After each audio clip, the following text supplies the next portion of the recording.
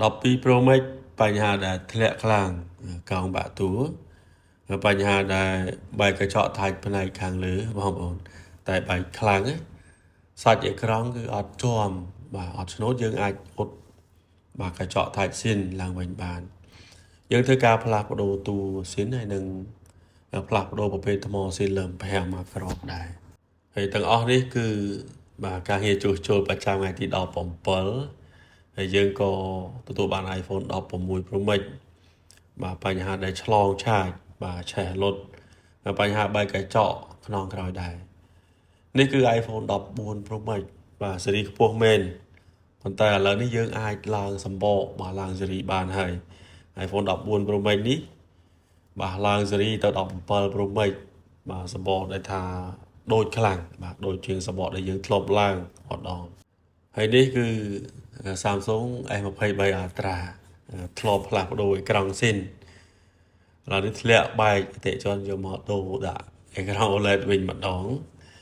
ក៏ដូចជា Samsung Note 10 Plus បញ្ហាដែលខូចអេក្រង់បាទបែកកញ្ចក់ខ្នងនេះគឺសកម្មភាពជាងគាត់ធ្វើការតេស្តបាទបត់តាមធានាបញ្ហាអេក្រង់ដូចគ្នា iPhone 11 Pro Max បាទអតិជនក៏ផ្លាស់ប្ដូរប្រភេទថ្មស៊ីនលើ5មកក្របដែរបងប្អូនហើយដូចម្ដាមនេះចឹងគឺបាទផ្លាស់ប្ដូរប្រភេទអេក្រង់ស៊ីនម៉ាស៊ីនបាទនេះយើងធ្វើការតេស្តជូនបាទតើតើនឹងថាយើងធានារហូតដល់3ខែពេញសម្រាប់ការងារឡើងជីបាទនេះគឺ iPhone 11 Pro Max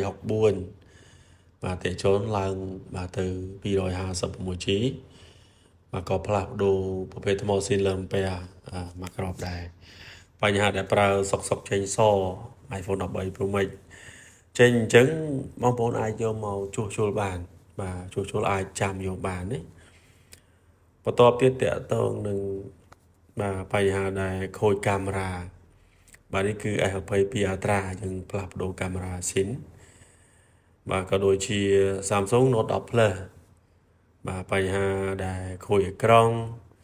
បាទបញ្ហាបែកកញ្ចក់ខ្នងនឹងហើយតកតងនឹង11 Pro Max ដែរគឺអតិជនយកមកឡើងជី